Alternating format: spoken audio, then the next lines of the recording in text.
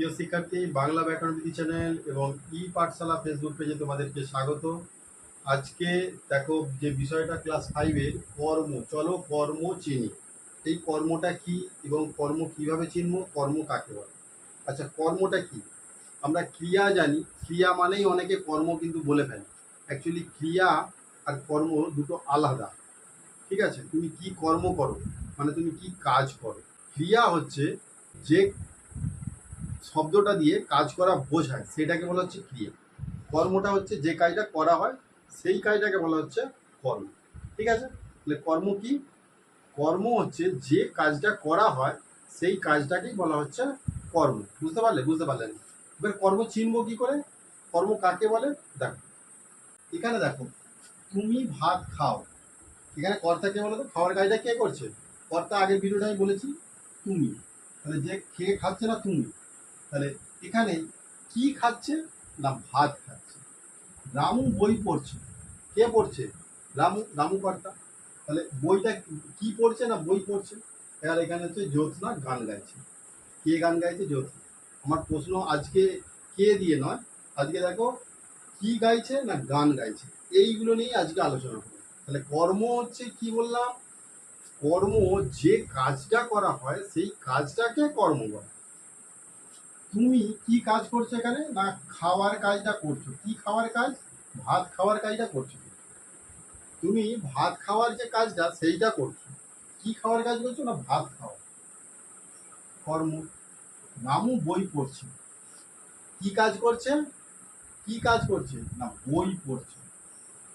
জ্যোৎস্না গান গাইছে, কি গাইছে না গান গাইছে। এইখানে দেখো, তাহলে আমি এখানে বলেই দিয়েছি, তোমরা যদি ধরতে পারো তাহলে ধরে নাও। প্রথমে এখানেও সেই ক্রিয়াকে বাঁচবে, ক্রিয়াকে বেছে নিয়ে মানে ক্রিয়াকে খুঁজতে হবে বাক্যের মধ্যে ক্রিয়া কোনটা। এই যে যাও, পড়ছে, গাইছে, এইগুলো হচ্ছে বাক্যের মধ্যে ক্রিয়া। এই ক্রিয়াকে তুমি যদি সঠিকভাবে বাঁচতে পারো তাহলে জানবে তোমার 90% কাজ কিন্তু হয়ে গেল।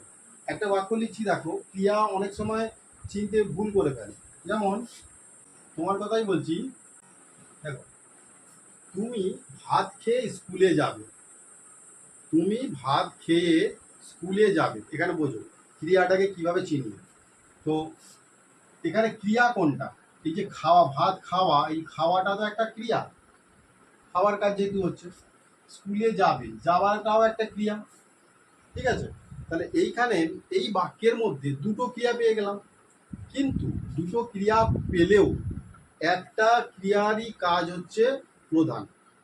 একটা ক্রিয়া কিভাবে ইনভ্যালিড হয়ে যাচ্ছে দেখো, তুমি ভাত খেয়ে, এখান থেকে আমি একটা পাঁচিল দিয়ে দিলাম।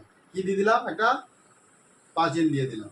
তুমি ভাত খেয়ে যদি এই কথাটা বলো তাহলে ভাবো বাক্যটা কি সম্পূর্ণ হচ্ছে?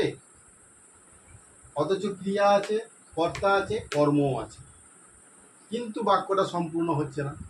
কারণ এই বাক্যটা এতদূর বলার পর আমাকে এরপরে আরও কিছু বলার থেকে যাচ্ছে, সেইটাই অপূর্ণ থেকে যাচ্ছে। তুমি ভাত খেয়ে কি করবে? ভাত খেয়ে তো এইটা তো বাক্যটা সম্পূর্ণ হচ্ছে। তুমি ভাত খেয়ে, আমি স্নান করে, এইসবগুলো যদি এইভাবে থাকে তাহলে এইগুলো বাক্যটাকে সম্পূর্ণ করতে পারছে না, এমনই ক্রিয়া এইগুলো। ওই জন্য বলছে এগুলো ইনভ্যালিড হয়ে যাবে। ভাত খেয়ে যদি এই পর্যন্ত বলো, এরপরে আমাকে কিছু বলতে হচ্ছে, আর সেইটা বলতে গেলে আমাকে আরও একটা ক্রিয়া লাগছে। তাহলে তুমি ভাত খেয়ে স্কুলে যাবে, আমি এবার এইটুকু জায়গা আমি বাদ দিয়ে দিলাম যেটা নিয়ে সমস্যা হচ্ছিল। তুমি স্কুলে যাবে, বাক্যটা দেখো, এই ক্রিয়া, এই কর্ম, এই কর্তা, তিনটে জিনিসই আছে, অথচ বাক্যটা সম্পূর্ণ হয়ে গেল তুমি স্কুলে যাবে। কিন্তু এই যে পাঁচিল দিয়ে দিয়েছিলাম তুমি ভাত খেয়ে, এই ক্রিয়াটাকে নিয়ে যদি ধরি তাহলে কিন্তু বাক্যটা সম্পূর্ণ হচ্ছে না। তাহলে যেই ক্রিয়াটা বাক্যটাকে সম্পূর্ণ করতে পারবে একমাত্র সেই ক্রিয়াটাকেই প্রশ্ন করবে।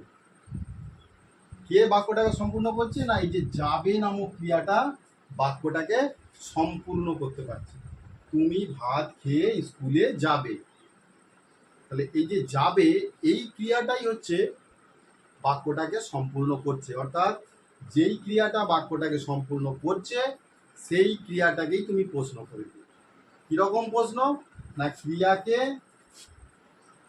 কি বা কাকে দিয়ে প্রশ্ন করব। কর্তার বেলা কি ছিল? আমি এখানে আরেকটা বাক্য লিখছি। তাহলে প্রথমে ক্রিয়াটাকে খুঁজবে। এই যে ক্রিয়াটা যে সম্পূর্ণ ক্রিয়া, এই ক্রিয়াটার একটা নাম আছে। এই ক্রিয়াটাকে বলা হচ্ছে সমাপিকা ক্রিয়া। আর এই যে ক্রিয়াটা খেয়ে, এটাকে বলা হচ্ছে অসমাপিকা ক্রিয়া। নামের মধ্যেই এর কাজের একটা তফাৎ রয়েছে। অসমাপিকা মানে সম্পূর্ণ করতে পারছেন না, আর সমাপিকা মানে হচ্ছে সম্পূর্ণ করতে পারছেন। ঠিক আছে, তোমাদের ফাইভের ক্লাসে দেখবে যখন টেক্সট বই পড়বে, কিছু কিছু প্রশ্ন থাকবে যে এই বাক্যগুলোর মধ্যে কোন কাজটা শেষ হয়েছে বোঝাচ্ছে আর কোন কাজটি শেষ হয়নি বোঝাচ্ছে, এইগুলো তোমরা চিহ্নিত করো। এরকম প্রশ্ন আছে কিন্তু, তখন কিন্তু দেখো এইখানেই কিন্তু এই প্রশ্নগুলো উত্তর পেয়ে যাবে। তাহলে যে এখানে পর্যন্ত তুমি এই যে বাক্যটা বললে, এই ক্রিয়াটা বাক্যটাকে সম্পূর্ণ হচ্ছে না বা কাজ শেষ হচ্ছে না, এই ক্রিয়াটা দ্বারা কাজ শেষ হচ্ছে। ঠিক আছে, তাহলে কি করব না এই ক্রিয়াকে কি বা কাকে দিয়ে প্রশ্ন করব। ঠিক আছে, এই ক্রিয়াটাকে কি বা কাকে দিয়ে প্রশ্ন করব। তাহলে কি খেয়ে স্কুলে যাবে? কি খেয়ে স্কুলে যাবে? ভাত খেয়ে। এখানে কি খাও? না ভাত খাও। কি পড়ছে? না বই পড়ছে। কি গাইছে? না গান গাইছে। লাস্টের যে বাক্যটা, বাবা আমাকে একটি কলম দিলেন।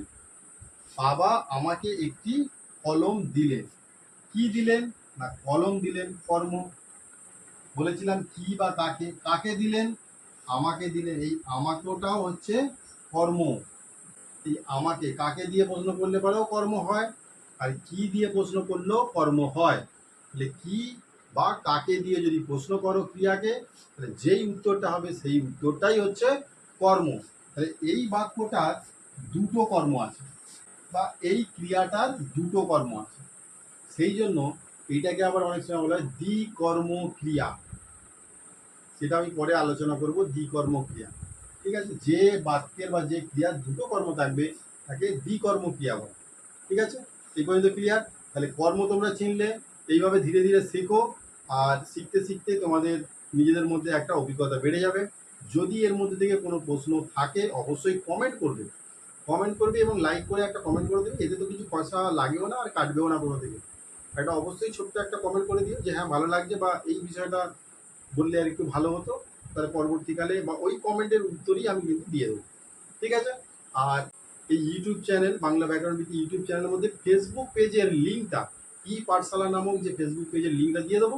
ওইখানে তোমরা গিয়ে জাস্ট ফলো করে আসবে, কারণ ওইখানে সব বিষয় পড়ানো হয়। ঠিক আছে, ফেসবুক পেজে সব বিষয় পড়ানো হয়, ওইখানে অবশ্যই তোমরা গিয়ে ফলো করবে। আর এগুলো করলে কি হয়, পয়সা তো কোথাও কাটে না, বরং কি হয় যে আমি যে বিষয়টা নিয়ে আলোচনা করব তোমার কাছে আগে নোটিফিকেশানটা চলে যাবে যে এই বিষয়টা নিয়ে আলোচনা হচ্ছে। তোমার যদি ভালো লাগে তুমি সেইটা ভিডিওটা দেখতে পারো। ঠিক আছে, এবং বন্ধুদের মধ্যেও এটা শেয়ার করে নিতে পারো। ঠিক আছে, আর একটা জিনিস যেটা ভুলে যাচ্ছি, খুব গরম পড়েছে, খুব সাবধানে থাকবে। তোমাদের 2 সপ্তাহের জন্য মর্নিং স্কুল হচ্ছে, খুব মজা হচ্ছে। স্কুলের যে টাইমিংটা সেটা অনেক কমে গেছে এবং ক্লাসের যে টাইমিং সেটাও কমে গেছে। অর্থাৎ বাড়িতে তোমরা অগাধ সময় পাচ্ছ।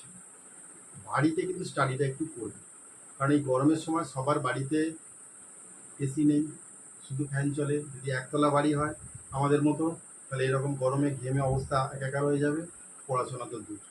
তাহলে কি করবে, তোমাদের যতটুকু সম্ভব হবে তোমরা অবশ্যই স্টাডি করবে।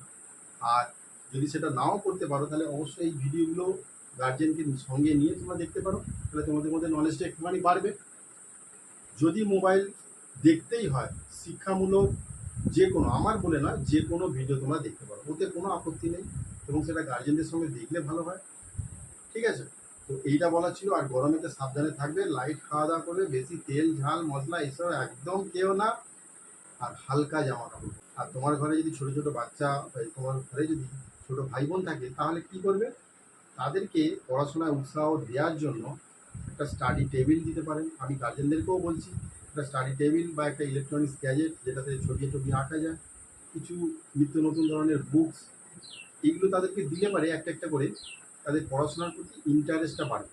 আর যখনই তাদের ইন্টারেস্টটা বাড়বে ওই সময় আপনি স্বর স্বরবর্ণটা শিখিয়ে দিতে পারলেন, ব্যঞ্জন বর্ণটা শিখিয়ে দিতে পারলেন, বা একে ছন্দ 10 পর্যন্ত শিখিয়ে দিতে পারলেন। এই সুযোগের ফায়দাটা আপনাকে নিতে হবে। একটা নতুন আমি টেবিল কিনে দিলাম, সে প্রথম 2-3 দিন বেশ ইন্টারেস্ট আগ্রহের সঙ্গে সেই টেবিলটা নিয়ে পড়াশোনা সে মনোযোগ দেবে এবং তখনই আপনি তাকে শিখিয়ে দেবেন এবং পরবর্তীকালে মাঝে মধ্যে তাকে এই জিনিসগুলো বারবার রিপিট করাবেন। তাহলে দেখবেন তাদের প্রতিও পড়াশোনার যে আগ্রহটা বাড়বে। ঠিক আছে? তো আর এই জিনিসগুলো কোথায় পাবেন? এগুলো অনলাইনে খুব সহজেই পেয়ে যাবেন এবং আমি ইউটিউব চ্যানেলে, ফেসবুকে নয়, ইউটিউব চ্যানেলে কিছু লিঙ্ক দিয়ে রেখেছি। সেই লিঙ্কে ক্লিক করেও আপনারা সার্চ করে দেখতে পারেন। নিতেই যে হবে তার কোনো মানে নেই। আপনারা সার্চ করে দেখতে পারেন, আন্ডার 500-এর মধ্যে এই প্রোডাক্টগুলো পাওয়া যায়। বাচ্চারা একটু খুশি হয়ে যাবে। চলো আজকের ভিডিওটা এই পর্যন্ত, এইটুকুই বলার ছিল। থ্যাংক ইউ, ভালো থেকে সবাই। যদি কিছু কোথাও সমস্যা অবশ্যই কমেন্টে জানিয়ে